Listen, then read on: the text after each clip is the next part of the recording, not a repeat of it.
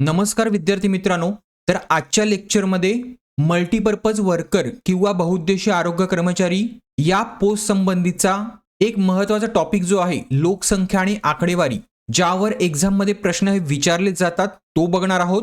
त्यामध्ये मी तुम्हाला लोकसंख्या शास्त्र काय असते, त्याची व्याप्ती किती आहे आणि बहुउद्देशीय आरोग्य कर्मचारी म्हणून त्याचा अभ्यास करणं का गरजेचं आहे ते शिकवणार आहे. त्यानंतर पुढचा महत्त्वाचा पॉइंट म्हणजे लोकसंख्या वाढीचे टप्पे, डेमोग्राफिक ट्रान्झिशन मॉडेल, ज्यामध्ये 4 लोकसंख्या वाढीचे जे महत्त्वाचे टप्पे आहेत ते तुम्हाला मी शिकवणार आहेत. त्यानंतर आपण बघणार आहोत डेमोग्राफिक स्टॅटिस्टिक्स किंवा लोकसंख्येची जी आकडेवारी आहे आणि त्यामध्ये वेगवेगळे दर जसे की जन्मदर, मृत्यूदर, बालमृत्यूदर, माता मृत्यूदर, TFR total fertility rate, mortality, morbidity, तर अशा प्रकारचे रेट्स आपण बघणार आहोत, त्याचे डेफिनेशन्स बघणार आहोत आणि ॲज अ आरोग्य कर्मचारी म्हणून हे रेट्स कसे काढले जातात, त्यांचा उपयोग काय होतो गव्हर्नमेंटला, हे सुद्धा मी तुम्हाला सांगणार आहे. त्यानंतर पुढचा आहे तो सरकारचे काही महत्त्वाचे अहवाल असतात, ज्यामध्ये सगळ्यात महत्त्वाचा आहे तो SRS, तर हा डिटेलमध्ये बघणार आहोत. त्याच्यानंतर NHFS रिपोर्ट, पुढे सेन्सस आणि SRS मध्ये काय डिफरन्स असतो ते सुद्धा मी तुम्हाला इथे सांगणार आहे. आणि ह्या SRS अहवालामध्ये जे पण इथे महत्त्वाचे रेट्स बघणार आहोत, जन्मदर, मृत्यूदर, IMR, तसेच TFR की भारताचा TFR काय आहे, रिप्लेसमेंट रेट काय असतो, तर हे सगळं आपण ह्यामध्ये बघणार आहोत. त्यानंतर मी मागच्या एक्झाममध्ये म्हणजे कुठली तर नवी मुंबई महानगरपालिकेची जी एक्झाम झाली त्या एक्झाममध्ये TCSने ह्या टॉपिकवरचे जे पण MCQ विचारले होते ते पुन्हा एकदा बघूया. क्लिअर आहे? तर चला चालू करूया आजचा लेक्चर. तर सगळ्यात पहिलं म्हणजे लोकसंख्याशास्त्र किंवा डेमोग्राफी म्हणजे काय, तर डेमोग्राफी म्हणजे मानवी लोकसंख्येचा वैज्ञानिक, सांख्यिकी आणि शास्त्रशुद्ध अभ्यास. आता ह्याच्यामध्ये फक्त काउंट आला नाही की लोक किती आहेत, की लोकांचा काउंट काय आहे, तर ह्याच्यामध्ये काय काय आलं तर सेक्स रेशो, स्त्री पुरुष तुलना, त्याचप्रमाणे त्यांचं वय, पुढे त्यांची संख्या का बदलत आहे, त्यानंतर 3 महत्त्वाचे घटक कुठले आहेत तर जन्म किंवा जन्मदर, मृत्यू किंवा मृत्यूदर आणि तिसरं म्हणजे त्यांचं मायग्रेशन किंवा स्थलांतर. तर हे 3 महत्त्वाचे घटक हे डेमोग्राफीमध्ये आले आणि ह्या 3 घटकांच्या बदलामुळेच लोकसंख्येचा आकार, रचना आणि वितरण किंवा डिस्ट्रीब्युशन हे निश्चित होत असते. आता ह्या लोकसंख्याशास्त्राची जी व्याप्ती आहे ती खूप मोठी आहे. जसे की ऐतिहासिक लोकसंख्याशास्त्र, आता ह्याच्यामध्ये काय कसला अभ्यास केला जातो तर भूतकाळातले जे लोकसंख्येचे नमुने आहेत त्यांचा अभ्यास केला जातो किंवा त्यांचं जे पॉप्युलेशन आहे ते कसं चेंज होत आहे त्याचा अभ्यास केला जातो. सामाजिक लोकसंख्याशास्त्र, सामाजिक लोकसंख्याशास्त्रामध्ये काय तर लोकसंख्या आणि सामाजिक संरचना म्हणजे काय तर कुटुंब, शिक्षण, धर्म यांच्या दोघांचा संबंधाचा अभ्यास केला जातो. ठीक आहे. त्यानंतर आहे आर्थिक लोकसंख्याशास्त्र, ज्यामध्ये लोकसंख्या आणि आर्थिक विकास ह्या संबंधाचा अभ्यास केला जातो. आर्थिक विकासामध्ये काय काय आलं तर बेरोजगारी, दारिद्र्य, तर ह्याचा अभ्यास केला जातो. त्यानंतर महत्त्वाचं जे तुम्हाला अभ्यासायचं आहे ते म्हणजे काय तर आरोग्य लोकसंख्याशास्त्र, ज्यामध्ये आलं जन्मदर, मृत्यूदर, रोग, आरोग्य सेवा यांच्या संबंधाचा अभ्यास आणि हाच अभ्यास तुम्हाला करायचा असतो आणि ह्या लेक्चरमध्ये हेच लोकसंख्याशास्त्र आपण बघणार आहोत. ठीक आहे. आता हा अभ्यास महत्त्वाचा काय आहे तर बघा, कुठल्याही गव्हर्नमेंटला जेव्हा त्यांच्या पब्लिकला हेल्थ सर्व्हिस प्रोव्हाइड करायची असते तेव्हा त्यांना त्या एरियाच्या डेमोग्राफीचा अभ्यास करावा लागतो आणि ह्या अभ्यासाच्या मदतीनेच गव्हर्नमेंट आरोग्य सेवेचं नियोजन किंवा हेल्थ सर्व्हिसचं प्लॅनिंग करत असते. उदाहरणार्थ विशिष्ट वयोगटातील लोकांची संख्या किती आहे, उदाहरणार्थ जर ह्या विशिष्ट एरियामधला जन्मदर जास्त असेल म्हणजेच काय तर तिथे बालकांचे प्रमाण हे जास्त असेल, त्यामुळे तिथे लसीकरण केंद्र, बालरोग तज्ञांची संख्या वाढवावी लागेल. तर ह्या प्रकारचा अंदाज हा गव्हर्नमेंटला लावता येतो. पुढे ह्याचा उपयोग करूनच गव्हर्नमेंटला त्याचे रिसोर्सेस जे आहेत म्हणजे टॅक्स मनी जो आहे जो की हेल्थवर किंवा आरोग्यावर खर्च करायचा असतो त्याचं बजेट हे डिसाईड करता येते आणि त्या स्पेसिफिक एरियामध्ये जे वैद्यकीय कर्मचारी आहेत किंवा ज्या आरोग्य सुविधा आहेत जसे की तिकडे रुग्णालय लागणार आहेत, प्राथमिक केंद्र लागणार आहेत, तर ह्याचा योग्य वाटप सुद्धा गव्हर्नमेंटला करायला मदत होते. कशावरनं तर ह्या डेटावरनं. पुढे काही डिसीज प्रिव्हेन्शन प्रोग्राम्स, म्हणजे जर ह्या एरियामध्ये प्रौढ लोकांची संख्या जर जास्त असेल तर प्रौढ लोकांमध्ये कुठले कुठले महत्त्वाचे आजार असतात जसे की मधुमेह, हृदयासंबंधीचे आजार, तर अशा संबंधीचे आजारांसाठी वेगवेगळे डिसीज प्रिव्हेन्शन प्रोग्राम हे गव्हर्नमेंट तर्फे चालवले जातात. तर हे सुद्धा गव्हर्नमेंट काय करते तर लोकसंख्याशास्त्राचा अभ्यास करूनच डिसाईड करते. क्लिअर आहे. आता आपण बघूया लोकसंख्या वाढीचे जे टप्पे आहेत किंवा ह्यालाच डेमोग्राफिक ट्रान्झिशन मॉडेल म्हणतात. तर हे टोटल 4 टप्पे आहेत, पण काही विद्वान जे आहेत ते 5 टप्पे सुद्धा मानतात. ठीक आहे, तर मी 5 टप्पे तुम्हाला इथे शिकवणार आहे. तर सगळ्यात पहिल्यांदा आपण बघूया की पहिला टप्पा काय. तर पहिला टप्पा आहे उच्च स्थिर अवस्था किंवा हाय स्टेशनरी स्टेज. तर बघा, हा जो टप्पा आहे तो एक प्री इंडस्ट्रियल टप्पा आहे, म्हणजे पूर्व औद्योगिक, जेव्हा इंडस्ट्रियल रिव्हॉल्युशन झालं नव्हतं त्या आधीचा एक टप्पा आहे. तर बघा, जेव्हा एखादा देश किंवा एखादा टेरिटरी बनत असते तेव्हा त्या देशाला ह्या 4 टप्प्यातून जावं लागते. तर ह्या टप्प्याला पूर्व औद्योगिक किंवा प्री इंडस्ट्रियल टप्पा असं का म्हणतात. तर बघा, इंडस्ट्रियलायझेशनच्या आधी जे कुटुंब पद्धती होती किंवा जे कुटुंब होतं ते मोठं कुटुंब होतं. आता हे मोठं कुटुंब का व्हायचं. तर सगळ्यात पहिलं महत्वाचं कारण आहे ते म्हणजे शिक्षण. शिक्षणाचा अभाव. त्या काळी कुठलाही शिक्षित समाज नव्हता. त्यानंतर दुसरं महत्वाचं कारण आहे ते म्हणजे डिसीजेस. ठीक आहे, रोग. आता त्या काळी मेडिकल सायन्स हे इतकं इव्हॉल्व्ह नव्हतं, त्यामुळे काय व्हायचं तर कुठलाही एखादा डिसीज आला त्यामध्ये खूप सारे लोक ही मृत्युमुखी पावत असत. ठीक आहे, पुढचं महत्वाचं कारण आहे तो म्हणजे दुष्काळ. आता दुष्काळामध्ये काय व्हायचं तर लोकांना खाण्यासाठी अन्नधान्य हे नसायचं, त्यामुळे काय व्हायचं तर खूप सारी लोकसंख्या ही मरण पावायची. ठीक आहे, त्यामुळे काय करायचे लोक तर खूप साऱ्या मुलांना जन्म द्यायची, फॅमिली ही मोठी असायची. ठीक आहे, तर तुम्ही आता तुमच्या आजोबांना वगैरे विचाराल तर त्यावेळेला तुमच्या आजोबांची 12-12, 13-13 अशी भावंड असायची. कारण का तर ह्यामधले फार लोकांचं कमी जीवन असायचं ह्या सर्व कारणांमुळे. त्यामुळे जन्मदर कसा असायचा तर जन्मदर हा हाय असायचा आणि मृत्यूदर कसा असणार आहे तर ह्या कारणांमुळे मृत्यूदर सुद्धा हाय असायचा. तर ह्या स्टेजमध्ये तुम्हाला महत्वाचं काय लक्षात ठेवायचं आहे तर जन्मदर सुद्धा हाय आणि मृत्यूदर सुद्धा हाय. आता हे दोन्ही हाय असल्यामुळे काय झालं तर लोकसंख्या वाढीचा जो दर आहे, पॉप्युलेशन ग्रोथ जी आहे ती खूप स्लो असायची, अत्यंत मंद. कारण जेवढे लोक जन्माला यायचे तितकेच लोक ही लवकरात लवकर मरायचे सुद्धा. त्यामुळे हा जो दर आहे तो काय असायचा स्लोली ग्रोविंग आणि काय तर स्टँजंट किंवा स्थिर. आणि जन्मदर आणि मृत्यूदर काय तर जवळपास समान. ठीक आहे, आणि हाय. क्लिअर आहे. आता पुढचा टप्पा बघूया जो आहे लवकर विस्तारणारी अवस्था म्हणजे अर्ली एक्सपांडिंग स्टेज. आता ही स्टेज कधी आली जेव्हा इंडस्ट्रियलायझेशन झालं आणि जेव्हा एखाद्या एरियाचं इंडस्ट्रियलायझेशन झालं तेव्हा काय होते तर लोकांकडे पैसा आल्यामुळे वैद्यकीय सुविधा सुधारतात, तिकडचं सॅनिटेशन सुधारते म्हणजे स्वच्छता सुधारते आणि तिथली फूड सप्लाय जो आहे तो सुद्धा सुधारतो. त्यामुळे काय होते तर हे सगळं आल्यामुळे सॅनिटेशन, वैद्यकीय सुविधा ह्याच्यामुळे काय होते तर मृत्यूदर हा कमी व्हायला सुरुवात होते.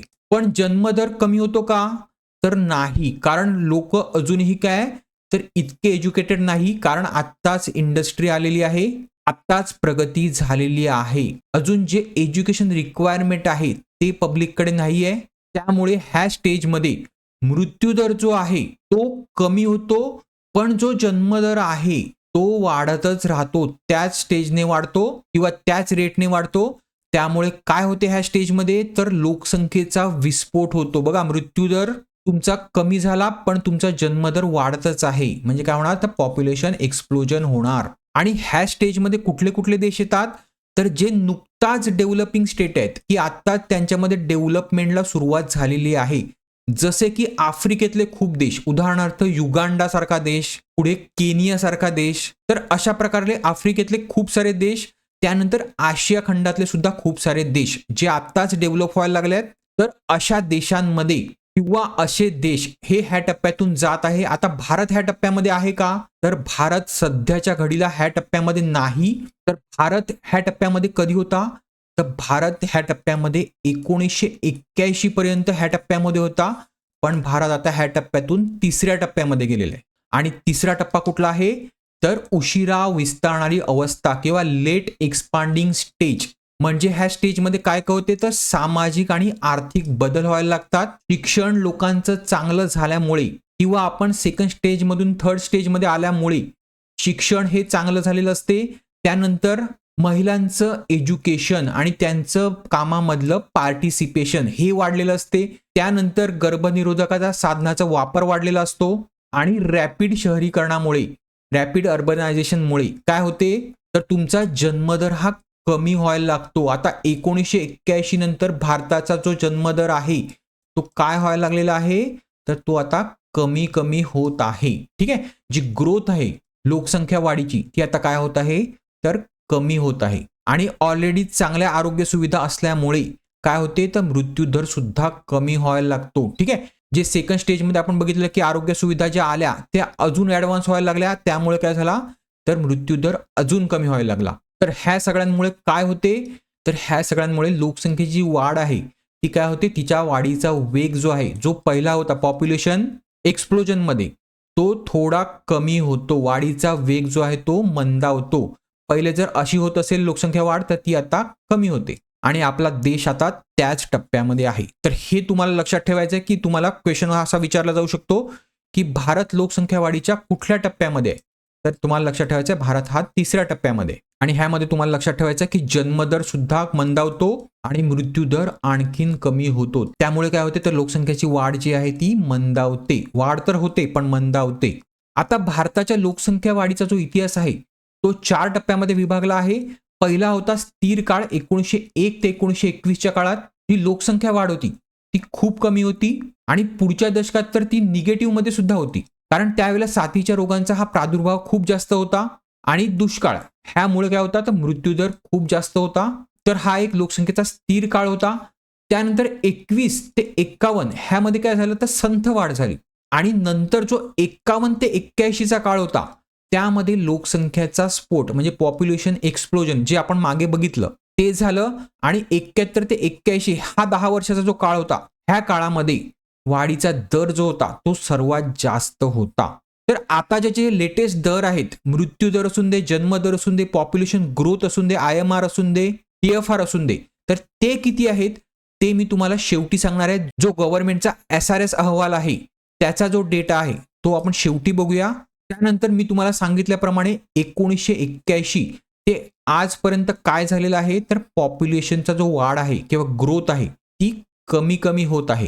तर त्यावर सुद्धा तुम्हाला प्रश्न हा विचारला जाऊ शकतो की भारताचा जो लोकसंख्येचा वाढीचा जो दर आहे तो कुठल्या वर्षापासून कमी व्हायला लागला. तर तुम्हाला लक्षात ठेवायचा आहे तो 1981 पासून कमी व्हायला लागला. क्लिअर आहे. पुढे आता पुढची जी स्टेज आहे किंवा पुढचा टप्पा आहे तो कुठला आहे तर कमी स्थिर अवस्था किंवा लो स्टेशनरी स्टेज. आता ही सगळी नावं तुम्हाला लक्षात ठेवायचं आहे कारण तुम्हाला कुठल्याही स्टेजमध्ये जन्मदर मृत्यूदर काय असतो ते सुद्धा विचारलं जाऊ शकते. ठीक आहे. तर ही जी स्टेज आहे ती most of the develop nation आहेत, उदाहरणार्थ युरोपातले काही देश आणि अमेरिकेसारखे देश. तर ह्या पाश्चात्य देशामध्ये किंवा हे पाश्चात्य देश ह्या स्टेजमधनं जात आहेत ज्यामध्ये जन्मदर आणि मृत्यूदर तर कमीच आहेत आणि ते काय तर ते आता स्टेबल झालेले आहेत. म्हणजे लोकसंख्येची जी वाढ आहे ती एकदम कमी झालेली आहे, जवळपास काय तर स्थिर झालेली आहे.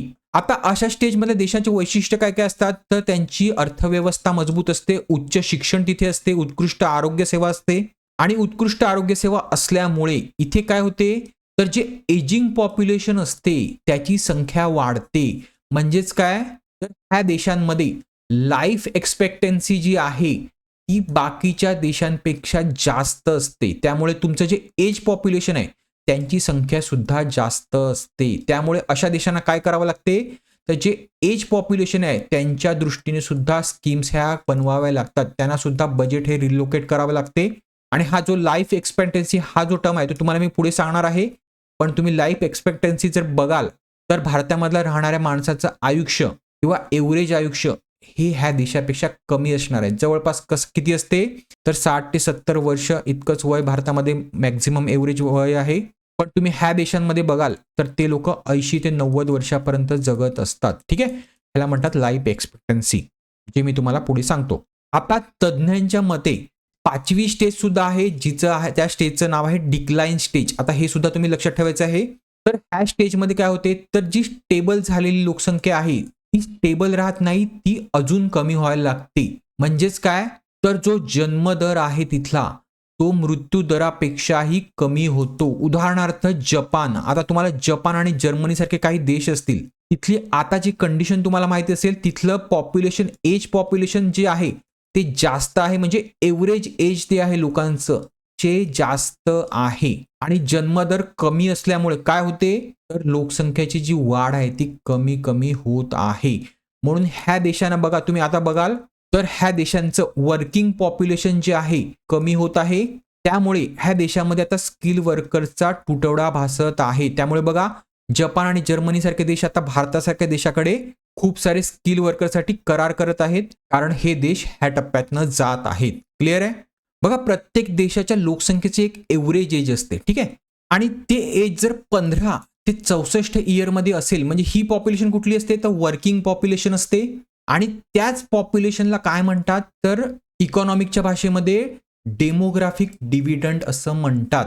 आता भारताच्या लोकसंख्येचं जे एव्हरेज एज आहे ते ह्याच टप्प्यांमध्ये आहे, आणि ह्या टप्प्याचा जो देश फायदा घेतो, ह्या डेमोग्राफिक डिव्हिडंडचा जो देश फायदा घेतो, तो खूप सारी आर्थिक तरक्की करतो. म्हणजे आपला देश आता यंग लोकांचा देश आहे. कधीपासनं? 2018 पासून ते किती, कुठल्या सालापर्यंत, तर 2055 ह्या सालापर्यंत, म्हणजे टोटल 37 वर्ष भारताच्या पॉप्युलेशनचं एव्हरेज एज हे 15 ते 64 मध्ये असणार आहे.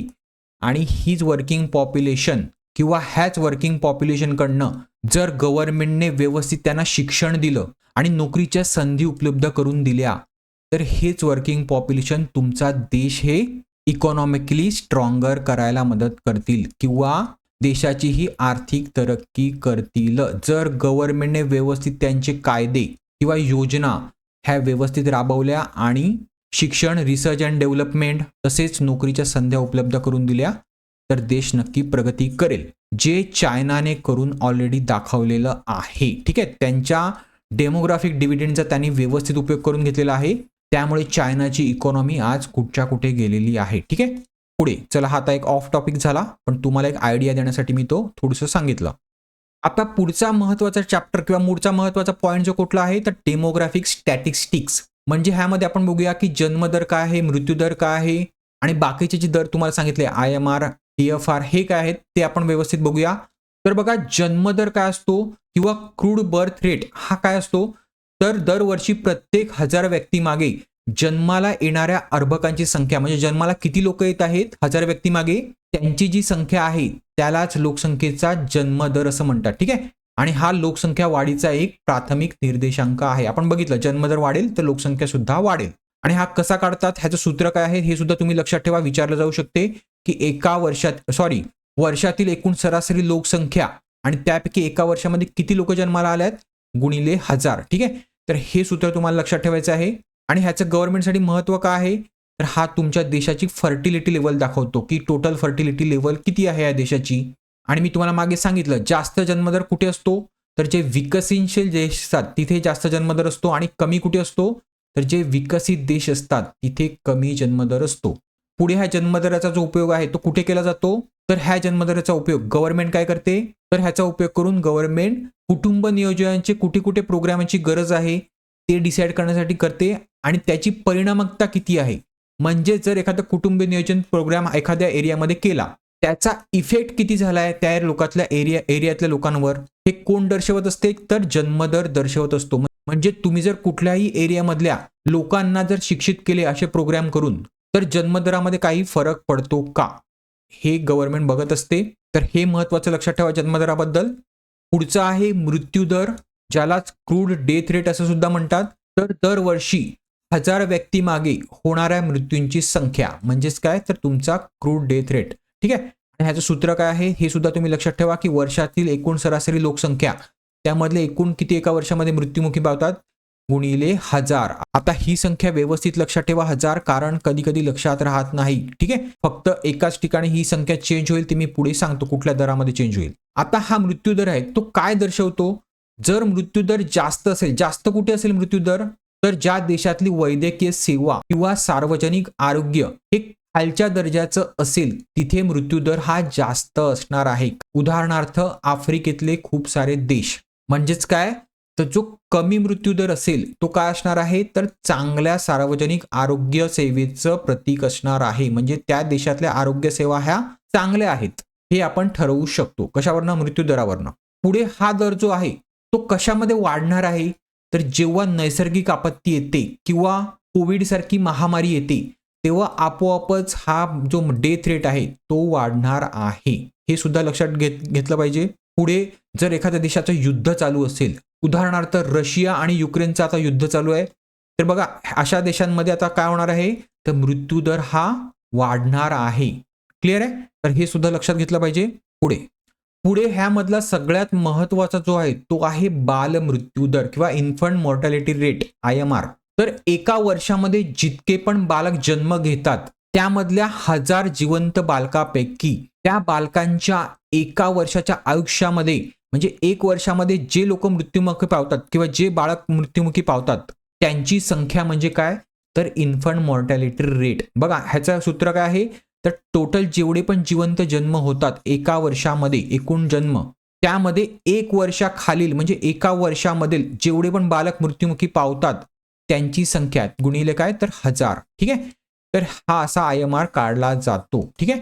आणि हे व्यवस्थित लक्षात ठेवा एका वर्षामध्ये होणारे मृत्यू ठीक आहे बालकांचे लगेच नाही लगेच जन्मावेळी होणारे वेगळे आणि एका वर्षामध्ये होणारे वेगळे म्हणजे ते सुद्धा काउंट आले आणि एका वर्षामध्ये होणारे सुद्धा यामध्ये काउंट आले. क्लिअर आहे. आणि हा इतका इम्पॉर्टंट का आहे तर हा आरोग्य सेवा किंवा आरोग्य आणि सामाजिक विकासाचा एक संवेदनशील निर्देशांक आहे. ह्याच्यावरनं ठरवलं जाते की तिथलं आरोग्य किती चांगलं आहे आणि सामाजिक विकास किती झालेला आहे त्या देशाचा.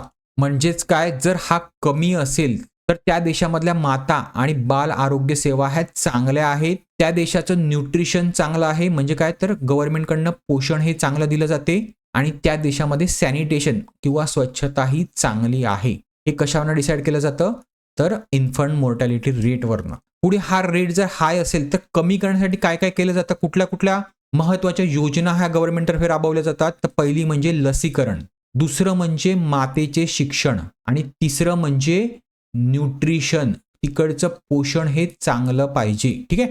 ह्या 3 महत्वाच्या गोष्टी केल्या जातात काय करण्यासाठी तर IMR कमी करण्यासाठी आणि त्या दृष्टीने गव्हर्नमेंट काय करते तर वेगवेगळे प्रोग्राम हे अरेंज करत असते. तर आपल्या देशामध्ये तुम्हाला माहिती असेल खूप सारे असे प्रोग्राम राबवले जातात ज्यामध्ये एखाद्या एरियामध्ये जर कोणी नवीन मूल जन्माला आलं असेल तर त्याच्या मातेला आणि त्या मुलाला गव्हर्नमेंटतर्फे फ्रीमध्ये न्यूट्रिशन किंवा पोषण सामग्री ही पुरवली जाते. कशामार्फत तर अंगणवाडी मार्फत. हे तुम्ही बघितलं असेल. ठीक आहे. आता पुढचा रेट आहे सगळ्यात महत्वाचा तो म्हणजे माता मृत्यू दर मॅटर्नल मॉर्टॅलिटी रेट असं त्याला म्हणतात. आणि ह्याच रेटमध्ये बघा हा आकडा जो आहे तो चेंज आहे जो आहे 1 लाख. ठीक आहे. तर एका विशिष्ट वर्षात प्रति लाख जिवंत जन्मामागे झालेल्या मातांच्या मृत्यूची संख्या यामध्ये जेव्हा गर्भधारणा होते तेव्हा सुद्धा प्रसूती दरम्यान सुद्धा आणि प्रसूतीनंतरच्या 42 दिवसाच्या आत झालेल्या मृत्यूचा समावेश होतो. आता हे सुद्धा व्यवस्थित लक्षात ठेवायचं आहे. म्हणजे एखाद्या देशामध्ये टोटल जे जन्म झाल्यात त्यामागे एका वर्षामध्ये किती मातांचे मृत्यू होतात त्यांची संख्या गुणिले 1 लाख. ठीक आहे. आणि मृत्यू कधी होत असेल तर गर्भधारणा वेळेला सुद्धा प्रसूती दरम्यान सुद्धा आणि प्रसूतीनंतर 42 दिवसांनंतर. ठीक आहे. ह्याचा समावेश सुद्धा ह्याच्यामध्ये होतो. तर हे सुद्धा लक्षात ठेवा. आता हा रेट काय इंडिकेट करतो तर प्रसूती आधी आणि प्रसूती नंतरचे जे आरोग्य सेवा आहेत त्या आरोग्य सेवेची गुणवत्ता हे कोण दर्शवत असतो तर मॅटर्नल मॉर्टॅलिटी रेट. म्हणजे त्या देशामध्ये प्रसूती आधी कशा सेवा दिल्या जातात आणि प्रसूतीनंतर कशा सेवा दिल्या जातात ते आपल्याला माहीत पडतं. पुढे हा रेट जर हाय असेल तर त्या देशामध्ये आरोग्य सुविधांचा अभाव, अकुशल प्रसविका आणि कमी न्यूट्रिशन आहे असं हा इंडिकेट केलं जातं. ठीक आहे. किंवा हे इंडिकेट होतं. आणि हा दर जर तुम्हाला कमी करायचा असेल तर गर्भवती महिलांची नियमित तपासणी करणं गरजेचं आहे. त्यानंतर रुग्णालयामध्ये प्रसूती होणं गरजेचं आहे आणि ह्यासाठी आरोग्य शिक्षणाचं महत्त्व किंवा आरोग्य शिक्षण हे व्यवस्थित दिलं गेलं पाहिजे. क्लिअर आहे. तरच हा दर हा कमी होतो. आता पुढचा महत्वाचा दर आहे तो म्हणजे प्रजनन दर किंवा फर्टिलिटी रेट किंवा त्याला टोटल फर्टिलिटी रेट असं सुद्धा म्हणतात TFR. आता हा इतका महत्वाचा का आहे कारण हा जो आहे हा रेट आहे त्या रेटवरनं तुमच्या देशाच्या लोकसंख्येची जी ग्रोथ आहे ती वाढत आहे का कमी होत आहे का ती स्थिर आहे ते आपल्याला माहीत पडतं. तर बघा एका महिलेचं जे प्रजनन वय असते कुठलं असते 15 ते 49 वर्ष ज्यामध्ये ती सरासरी किती बालकांना जन्म देईल ह्याचा अंदाज म्हणजे काय तर टोटल फर्टिलिटी रेट.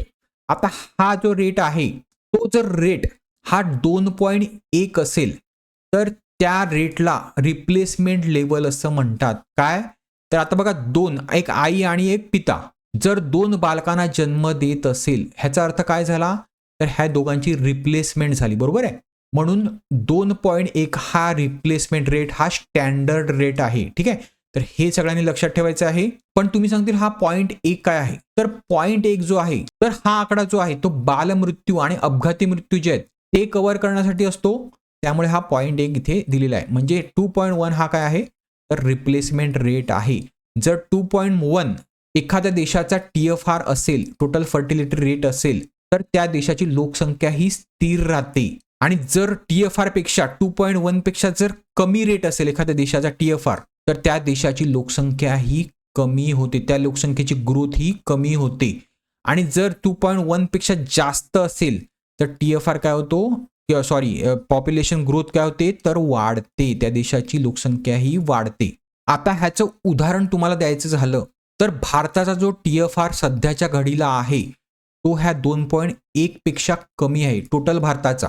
म्हणजेच भारताचं पॉप्युलेशन ग्रोथ काय आहे तर ती कमी होत आहे. पण तुम्ही भारतामधले काही राज्य बघाल, जसं की बिहार सारखी राज्य जिथे शिक्षणाचा अभाव आहे, जिथल्या आरोग्य सुविधा ह्या चांगल्या नाहीत, त्यांचा TFR काय होणार आहे तर त्यांचा TFR हा जास्त असणार आहे. त्यामुळे तिथे काय असणार आहे तर पॉप्युलेशन एक्सप्लोजन असणार आहे किंवा पॉप्युलेशन हे वाढत असणार आहे. पण हा महाराष्ट्राच्या बाबतीत तुम्ही बघायला गेलात तर महाराष्ट्राचं पॉप्युलेशन हे काय होत आहे तर सध्याच्या घडीला हे कमी होत आहे. कारण का तर महाराष्ट्राचा TFR हा 2.1 पेक्षा कमी आहे. आता तो किती आहे ते तुम्हाला पुढे मी सांगतो. आता हा दर कमी का होतो किंवा भारतामध्ये हा दर कमी का झाला तर मुलींचे शिक्षण ह्याला महत्वाचा जबाबदार आहे. मुलींचे शिक्षण, त्यानंतर कुटुंब नियोजन म्हणजेच काय तर कॉन्ट्रासेप्टिव्ह म्हणजे गर्भनिरोधक साधनांचा वाढलेला वापर, त्यानंतर तिथल्या आरोग्य सुविधा म्हणजे आरोग्य सुविधा जर चांगल्या झाल्या तर TFR हा कमी होतो. तिकडची पॉप्युलेशन ग्रोथ ही कमी व्हायला लागते. क्लिअर आहे. पुढचा महत्वाचा दर आहे तो रोगराई दर. आता रोगराई दर म्हणजे काय तर विशिष्ट लोकसंख्येतील आजार किंवा रोगांची वारंवारता. म्हणजे काय तर एखाद्या पॉप्युलेशन मध्ये आजार व रोगांचं प्रमाण किती आहे ते कसं काढलं जाते तर ह्या रोगराई दरावरनं काढलं जाते. तर हे व्यवस्थित लक्षात द्या. मॉर्टॅलिटी म्हणजे काय तर मृत्यू दर आणि मॉर्बिडिटी म्हणजे काय तर तिकडची रोगांची वारंवारता, रोगांचा दर. आणि हा दर बघा कसा काढला जातो तर एकूण लोकसंख्येच्या एखाद्या विशिष्ट आजाराने किंवा स्थितीने ग्रस्त असलेल्या लोकांची संख्या गुणिले 100.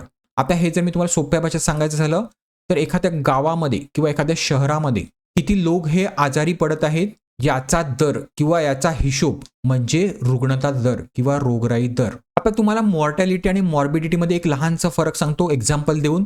तर बघा सर्दी आणि खोकल्याची जी मॉर्बिडिटी असते ती खूप जास्त असते. म्हणजे सर्दी खोकला जर झाला असेल एखाद्या एरियामध्ये तर खूप सारे लोक हे आजारी पडतात. पण त्याच्यातले मृत्युमुखी पावणारे किती आहेत ह्या आजारामुळे तर फार कमी लोक आहेत. म्हणजे निग्लिजिबल लोक आहेत. म्हणजेच काय तर मॉर्बिडिटी तर जास्त आहे या रोगाची पण मॉर्टॅलिटी जी आहे ती कमी आहे. ह्या उलट जर कॅन्सर सारखा आजार बघाल ज्या आजारामध्ये मॉर्टॅलिटी ही जास्त असते. ठीक आहे. तर हे लक्षात घ्या मॉर्टॅलिटी आणि मॉर्बिडिटी मधला फरक. आता ह्या मॉर्बिडिटी रेटचा उपयोग कुठे होतो तर सगळ्यात पहिला उपयोग म्हणजे गव्हर्नमेंटला होतो. जर एखाद्या रोगाची मॉर्बिडिटी ही जास्त असेल, उदाहरणार्थ मलेरिया, जर मलेरियाचा मॉर्बिडिटी वाढला तर काय करावं लागेल गव्हर्नमेंटला तर मलेरियाची जास्त औषधं मागवावी लागतील. क्लिअर आहे. पुढचं काय आहे महत्वाचं तर आर्थिक नुकसान. बघा आता जर रोगराई वाढली किंवा मॉर्बिडिटी रेट वाढला तर काय होणार आहे तर लोकही त्यांच्या कामावर जाऊ शकत नाही. त्यामुळे देशाचं आर्थिक नुकसान सुद्धा होईल. तिसरा काय आहे तर ज्या इन्शुरन्स कंपन्या आहेत ज्या हेल्थ इन्शुरन्स विकतात त्यांना त्यांचा जो प्रीमियम आहे प्रीमियम तो डिसाईड करण्यासाठी मॉर्बिडिटी रेटचा खूप जास्त उपयोग होतो. याचाच उपयोग करून ते त्यांचा प्रीमियम हा ठरवत असतात. बघा सिंपल गोष्ट आहे. जर एखाद्या एरियामध्ये कॅन्सर जास्त असेल तर प्रीमियम परवडेल का इन्शुरन्स कंपनीना जास्त ठेवावं लागेल. बरोबर आहे. तरच कंपन्यांना हेल्थ इन्शुरन्स कंपन्यांना ते परवडेल. क्लिअर आहे. आता पुढचा महत्वाचा पॉईंट आहे स्थलांतर किंवा मायग्रेशन. मायग्रेशन म्हणजे काय तर लोकसंख्येची झालेली हालचाल, एका ठिकाणाहून दुसऱ्या ठिकाणी झालेली हालचाल जी की कायमस्वरूपी सुद्धा असते आणि तात्पुरत्या स्वरूपाची सुद्धा असते. आणि ह्याचे प्रकार कुठले कुठले आहेत तर एक आगमन. आगमन म्हणजे काय तर इमिग्रेशन आणि दुसरं काय तर बहिर्गमन म्हणजे काय एमिग्रेशन. म्हणजे काय तर आगमन म्हणजे काय तर लोकसंख्येमध्ये भर पडणार आहे आणि जर एमिग्रेशन झालं किंवा बहिर्गमन झालं म्हणजे काय तर लोकसंख्या ही कमी होणार आहे. आता हे स्थलांतर किंवा मायग्रेशनचा अभ्यास करणं का महत्वाचं आहे तर जर लोकसंख्येमध्ये भर पडली ह्याचा अर्थ काय झाला तिथल्या आरोग्य सेवेवर सुद्धा तितकाच भार पडलेला आहे. म्हणजे काय तर आरोग्य सेवा, पाणी पुरवठा, शिक्षण हे त्या एरियामध्ये वाढवावं लागेल गव्हर्नमेंटला. ठीक आहे. ह्या पायाभूत सुविधावर दबाव येणार आहे. पुढे काही शहरी भागामध्ये जर असं स्थलांतर झालं तर झोपडपट्ट्यांची संख्येची वाढ होईल आणि त्यामुळे काय तर रोगराई सुद्धा पसरण्याचा धोका वाढतो. आता ह्या स्थलांतराचे पॉझिटिव्ह इफेक्ट सुद्धा आहेत, निगेटिव्ह इफेक्ट सुद्धा आहेत. पॉझिटिव्ह इफेक्ट काय, तर समजा परदेशात चांगल्या ठिकाणी जर स्थलांतर केलं असेल तर लोक काय करतात, तर तिथनं रेमिटन्स पाठवत असतात, ज्याचा आर्थिक फायदा हा देशाला होत असतो. त्यानंतर संस्कृतीची देवाणघेवाण होत असते, हा एक फायदा आहे. पुढे निगेटिव्ह काय आहे, तर शहराची किंवा एखाद्या एरियाची लोकसंख्येची वाढ होते आणि त्यामुळे काय तर आरोग्य सेवेवर दबाव येतो. पुढे ब्रेन ड्रेन होत असते, म्हणजे काय तर जे कुशल कामगार असतात किंवा कुशल जे सायंटिस्ट सारखे लोक असतात, सायंटिस्ट, इंजिनियर्स, हे जर एखाद्या देशामध्ये मूव्ह झाले, उदाहरणार्थ भारतातले खूप सारे स्किलफुल सायंटिस्ट किंवा इंजिनियर्स हे आता कुठे अमेरिकेत जाऊन राहतात, त्याच्यामुळे काय झालं तर ब्रेन ड्रेन झालं. म्हणजे काय तर कुशल लोक हे दुसऱ्या देशामध्ये गेली, हा एक निगेटिव्ह आहे. त्यानंतर सेक्स रेशो हा चेंज होत असतो, लिंग प्रमाण हे चेंज होत असते, त्यामुळे सामाजिक समतोल सुद्धा बिघडत असतो. क्लिअर आहे, बाकी काही जास्त लक्षात ठेवण्यासारखं नाही. पुढचा महत्वाचा पॉईंट आहे तो आयुर्मान किंवा लाईफ एक्सपेक्टन्सी. ह्याबद्दल मी मागे सांगितलं. लाईफ एक्सपेक्टन्सी म्हणजे काय, तर एखाद्या व्यक्तीचा जन्म झाल्यापासून ती व्यक्ती किती काळ जगेल याचा सांख्यिकीय अंदाज. म्हणजे एखाद्या देशामध्ये किंवा एखाद्या एरियामध्ये एखाद्या व्यक्तीने जर जन्म घेतला तर किती काळ जगणार आहे त्या एरियामध्ये, याचा जो सांख्यिकीय अंदाज आपण लावतो त्याला म्हणतात लाईफ एक्सपेक्टन्सी. आता ही जी लाईफ एक्सपेक्टन्सी आहे ती कुठे जास्त असणार आहे, तर युरोप सारख्या देशांमध्ये जास्त असणार आहे. पण भारतामध्ये लाईफ एक्सपेक्टन्सी कशी असणार आहे युरोपच्या मानाने, तर ती कमी असणार आहे. कारण का, तर आपण एक डेव्हलपिंग नेशन आहोत. आता ही कशावर डिपेंड असते, तर तिकडच्या वैद्यकीय सुविधा कशा आहेत, तिकडचं न्यूट्रिशन कसं आहे, आहार व पोषण कसं आहे त्या देशामध्ये, स्वच्छता कशी आहे, बालमृत्यूदर कसा आहे, तर ह्या साऱ्या पॉईंटवर ही डिपेंड असते लाईफ एक्सपेक्टन्सी. ही जी लाईफ एक्सपेक्टन्सी आहे ती स्वातंत्र्याच्या आधी किती होती भारतामध्ये, तर फक्त 32 वर्ष. ठीक आहे, म्हणजे भारतातले लोक फक्त एव्हरेज 32 वर्षच जगायची. आणि का जगायची मी तुम्हाला आधी सांगितलं. पण तीच आता किती झालेली आहे, तर ती झालेली आहे त्या जवळपास 60 ते 70 वर्ष. म्हणजे इतके काळ हा कमीत कमी माणूस हा जगणारच आहे. कारण का, तर आरोग्य सुविधा ज्या आता चांगल्या झाल्या आहेत त्याचा हा परिणाम आहे. आणि जर लाईफ एक्सपेक्टन्सी जास्त असेल कुठली, तर सरकारला मग काय करावं लागते, तर मग वृद्धांच्या दृष्टीने ज्या सुविधा आहेत त्या वाढवाव्या लागतात. त्यांच्या आरोग्याच्या दृष्टीने जे प्रोग्राम्स आहेत ते अरेंज करावे लागतात. तर हे सुद्धा लक्षात ठेवा. थोडक्यात जर सांगायचं झालं तर लाईफ एक्सपेक्टन्सी म्हणजे काय, तर एखाद्या देशाचं रिपोर्ट कार्ड. ठीक आहे, लाईफ एक्सपेक्टन्सी म्हणजे काय, तर एखाद्या देशाचं रिपोर्ट कार्ड. जितकी लाईफ एक्सपेक्टन्सी जास्त तितका तो देश हा प्रगत मानला जातो. क्लिअर आहे. आता पुढे जाण्याआधी जर तुम्हाला ह्या पोस्टसाठीच्या टोटल टेक्निकलच्या नोट्स हव्या असतील, ज्यामध्ये टोटल 10 पार्ट असतील आणि टोटल 35 चॅप्टर्स हे असतील. ठीक आहे, आता जे मी तुम्हाला ह्या लेक्चरमध्ये शिकवत आहे ते त्याचे फक्त 2 चॅप्टर्स आहेत. तर ह्या नोट्स प्लस त्याची MCQ बँक आणि मागील एक्झामचे 2 MPW चे TCS चे क्वेश्चन पेपर्स हे सर्व तुम्हाला फक्त 200 मध्ये भेटेल. तर बघा, ही ऑलरेडी डिस्काउंटेड प्राइस आहे, त्यामुळे ह्यावर कोणीही प्लीज डिस्काउंट मागू नका. तर हे सगळ्यांनी लक्षात घ्या. त्यानंतर मराठी व्याकरणसाठी सुद्धा माझी एक नोट्स अवेलेबल आहे, ती तुम्हाला 99 रुपीज मध्ये भेटेल. त्यानंतर माझा जो स्पेशलायझेशन विषय आहे करंट अफेअर्स, त्याच्या 1 वर्षाच्या पूर्ण नोट्स जर तुम्हाला हव्या असतील, ज्या की इंग्लिश किंवा मराठीमध्ये तुम्हाला अवेलेबल होतील, तर त्या तुम्हाला फक्त 151 रुपीज मध्ये भेटतील. ज्यासोबतच मी तुम्हाला 100+ TCS वेगवेगळ्या एक्झामचे क्वेश्चन पेपर हे फ्री देणार आहे, जे तुमच्या नॉन टेक सेक्शनसाठी खूप उपयोगाचे आहेत. प्लस तुमची ह्या पोस्टपैकी कुठलीही पोस्ट असेल तर त्या पोस्ट संबंधीचे माझ्याकडे काही टेक्निकल पेपर्स आहेत, ते सुद्धा तुम्हाला मी ह्यासोबतच फ्री देईल. आता किती टेक्निकल पेपर्स आहेत ते मी ह्या पोस्टच्या पुढे ब्रॅकेटमध्ये लिहिलेलं आहे. फक्त ह्या जे 4 पोस्ट आहेत त्या पोस्ट संबंधीचे 2 पेक्षा जास्त पेपर्स माझ्याकडे अवेलेबल आहेत. तर हे सर्व तुम्हाला 151 रुपीज मध्ये भेटेल. पण ही जर नोट्स तुम्ही जर ह्या 2 नोट्स सोबत घेतलीत, ज्या तिन्ही नोट्सची टोटल कॉस्ट होते 450 रुपीज, पण ती तुम्हाला फक्त 300 रुपीज मध्ये भेटतील ह्या तिन्ही नोट्स. क्लिअर आहे. आता ह्या ऑर्डर कशा करायच्या आहेत, तर तुम्हाला ह्या QR कोडवर पेमेंट करायचं आहे आणि त्या पेमेंटचा ट्रान्झॅक्शन आयडीचा जो स्क्रीनशॉट आहे तो मला ह्या नंबरवर व्हॉट्सअप करायचा आहे. मग मी तुमचा ट्रान्झॅक्शन आयडी व्हेरीफाय करून तुम्हाला नोट्स ह्या PDFच्या स्वरूपामध्ये सेंड करेल. ठीक आहे, तुम्हाला काहीही डाऊट असेल नोट्सबद्दल तर ह्या नंबरवर व्हॉट्सअप मेसेज करून विचारू शकता. क्लिअर आहे. त्यानंतर फक्त 59 रुपीज मध्ये तुम्ही चॅनलची मेंबरशिप सुद्धा जॉईन करू शकता, ज्यामध्ये मी काही मेंबर्स एक्सक्लुझिव्ह व्हिडिओ पोस्ट करत असतो, तर त्याचा फायदाही तुम्हाला होईल.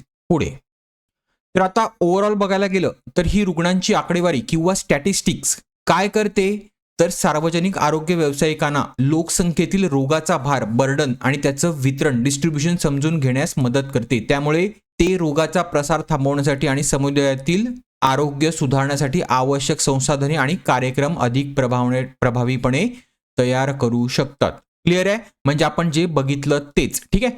ह्या रुग्णाच्या आकडेवारीने काय होते, गव्हर्नमेंटला काय मदत होते, तर एखाद्या डेमोग्राफीमधील रोगाचं बर्डन किती आहे, रोग किती पसरलेला आहे ते समजण्यास मदत करते आणि त्यानुसार मग गव्हर्नमेंट काय करते, तर त्यांची जी आवश्यक संसाधने आहेत रोग थांबवण्यासाठी आणि त्या रिलेटेड जे प्रोग्राम्स आहेत ते इम्प्लिमेंट करायला गव्हर्नमेंटला मदत होते. म्हणजेच प्रतिबंधात्मक उपाययोजना किंवा प्रिव्हेंटिव्ह मेजर करणं गव्हर्नमेंटला शक्य होते. क्लिअर आहे? आता ह्या टेबलमध्ये आपण ऑलरेडी ज्या डेफिनेशन्स बघितल्या, डेमोग्राफी, मॉर्टॅलिटी, मॉर्बिडिटी आणि सेन्सस ह्या दिलेल्या आहेत, तर ह्या तुम्ही व्यवस्थित पुन्हा एकदा वाचा.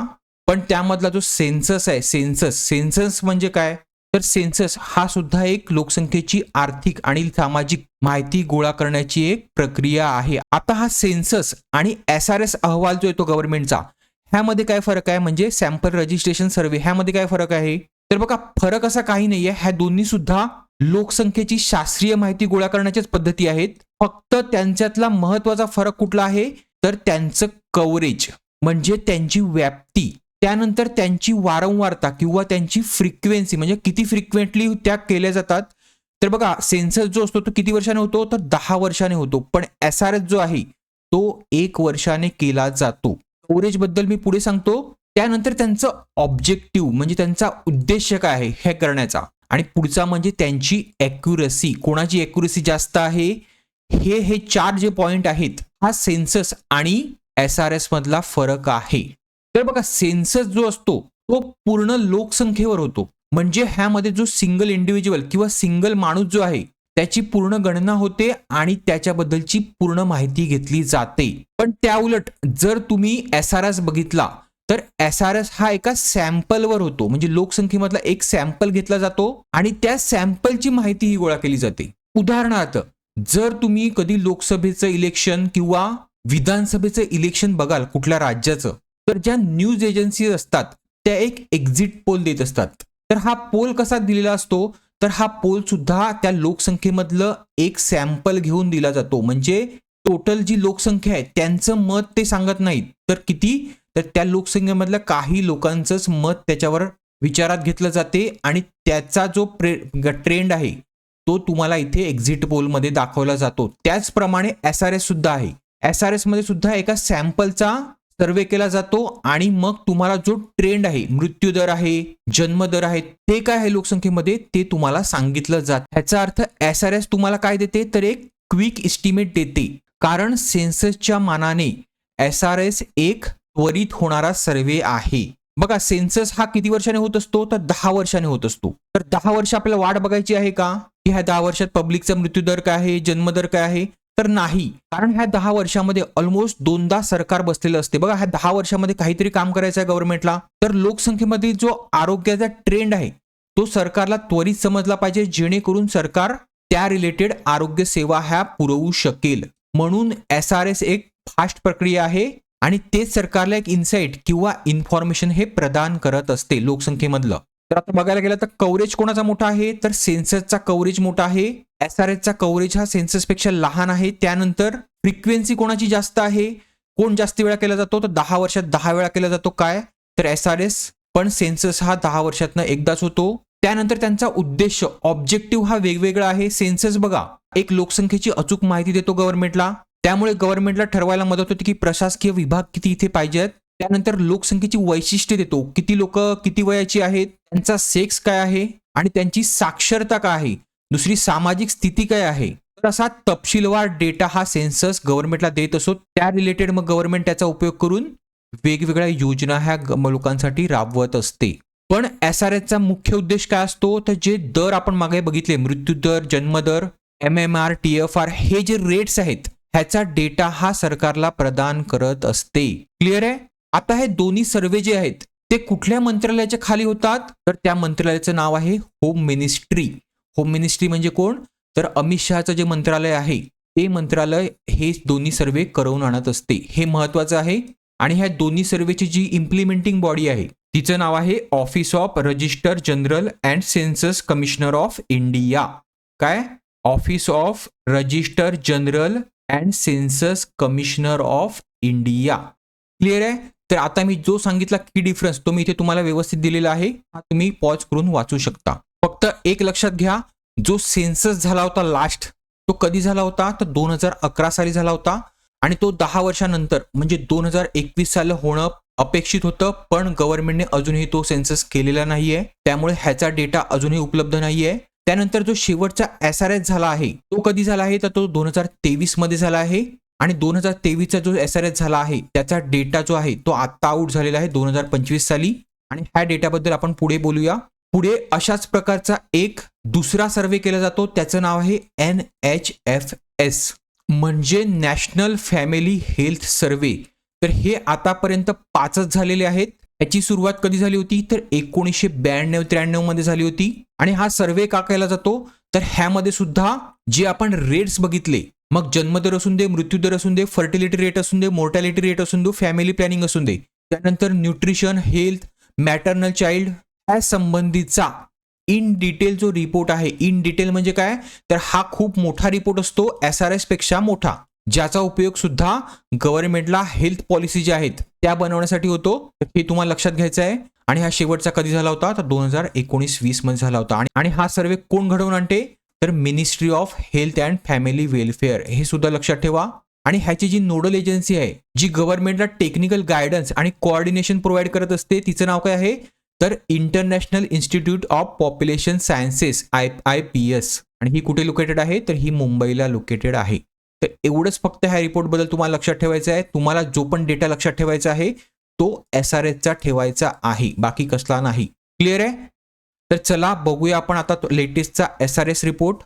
तर बघा लेटेस्टचा SRS रिपोर्ट मी काय बोललो होतो तर 2023 मध्ये झाला होता आणि त्याचा अहवाल कधी आला आहे तर 2025 मध्ये आला आहे. ह्याला सॅम्पल रजिस्ट्रेशन सिस्टीम म्हणतात फुल फॉर्म मध्ये, आणि मराठीतनं काय म्हणतात तर नमुना नोंदणी सर्वेक्षण. काय?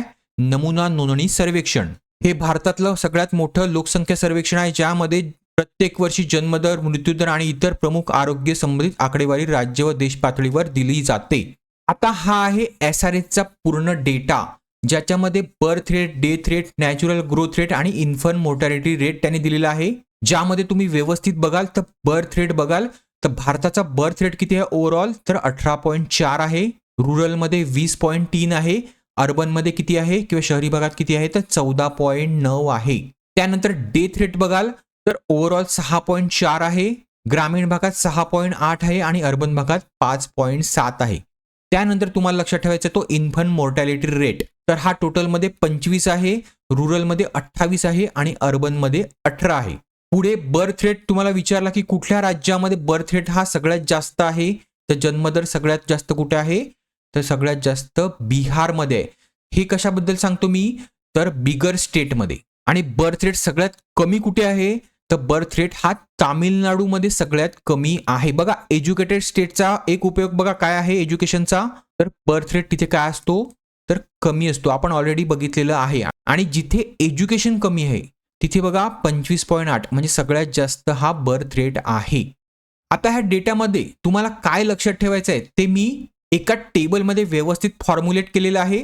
तर हे टेबल तुम्ही पॉज करून वाचा. बघा जन्मदर कुठे जास्त आहे तर बिहारमध्ये आहे, किती आहे 25.8 आहे. तामिळनाडूमध्ये किती आहे सगळ्यात कमी आहे, किती आहे तर 12 आहे.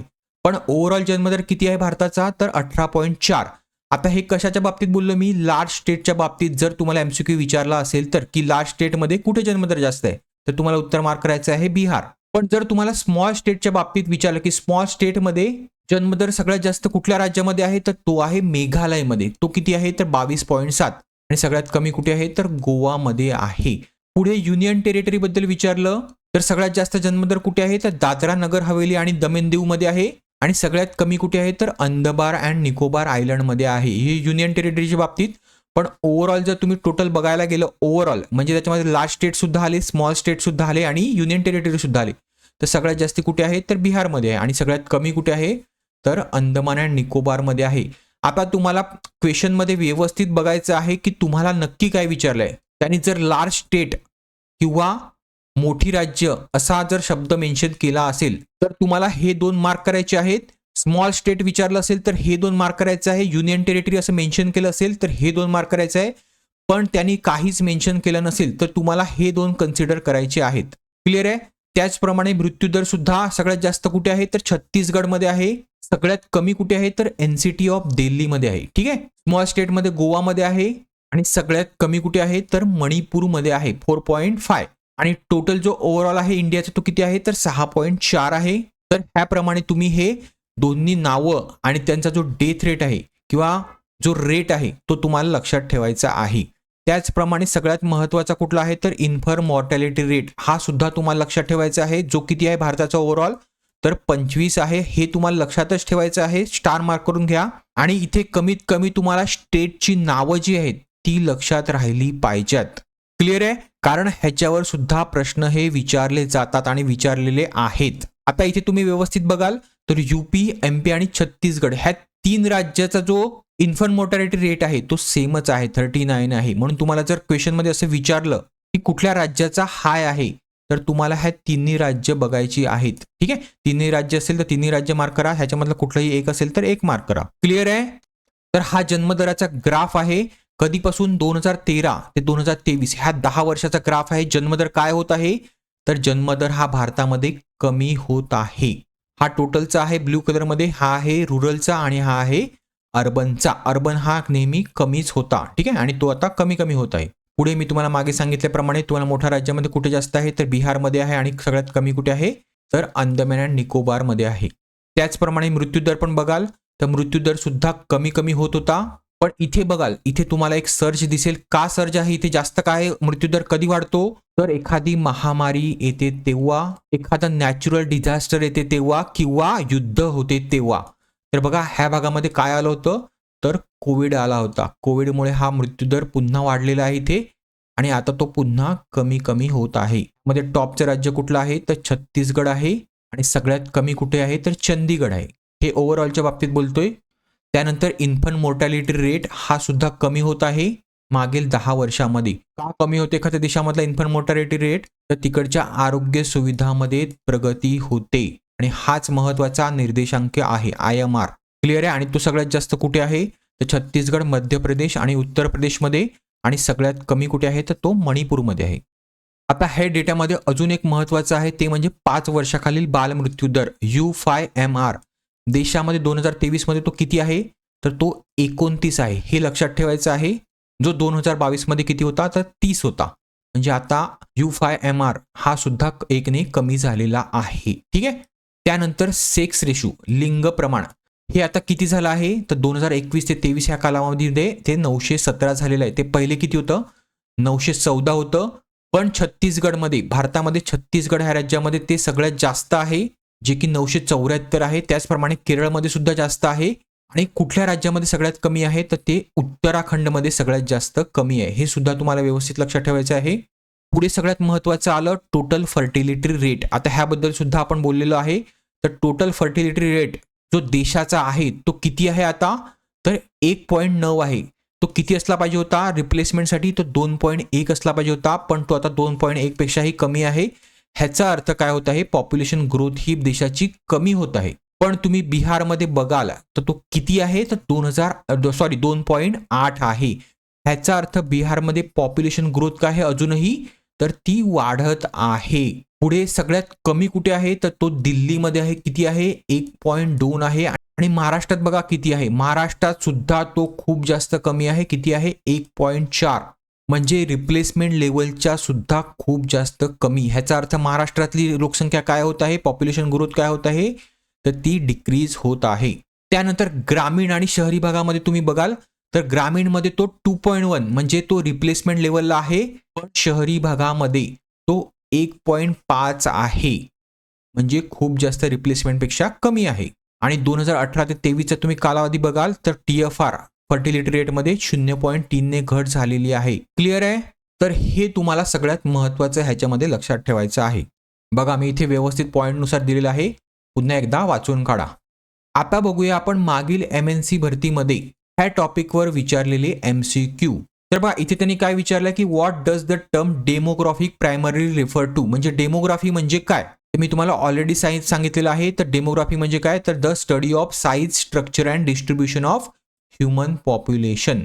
त्यानंतर पुढचा प्रश्न आहे इन्फंट मॉर्टॅलिटी रेट किती आहे, जो आताचा सॅम्पल रजिस्ट्रेशन म्हणजे SRS झाला त्यानुसार. बघा मी तुम्हाला सांगितलेलं आहे SRS वर प्रश्न हे विचारले जातात.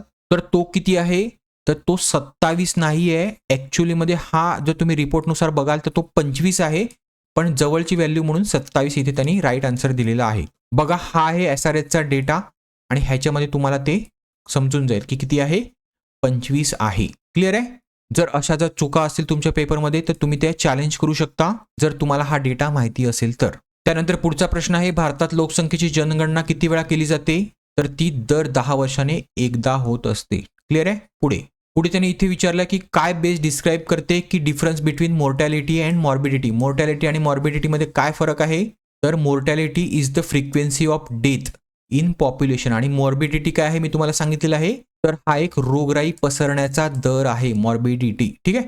पुढे त्यांनी मागचाच प्रश्न विचारला demography primary refers to the statistical study of human population, त्याची साईज, स्ट्रक्चर आणि डिस्ट्रीब्युशन. त्यानंतर पुढचं आहे खालीलपैकी कोणता आरोग्याचा निर्धारक आहे, तर काय आहे स्वच्छ पाणी, पौष्टिक अन्नाची उपलब्धता. आता हा MCQ ह्यावरचा नाही आहे पण तुम्ही हा गेस करू शकता. तर होप करतो हा व्हिडिओ तुम्हाला आवडला असेल आणि आवडला असेल तर प्लीज एक लहानशी रिक्वेस्ट आहे, व्हिडिओला लाईक करायला विसरू नका, व्हिडिओला शेअर करायला विसरू नका आणि चॅनलला सबस्क्राईब करायला विसरू नका.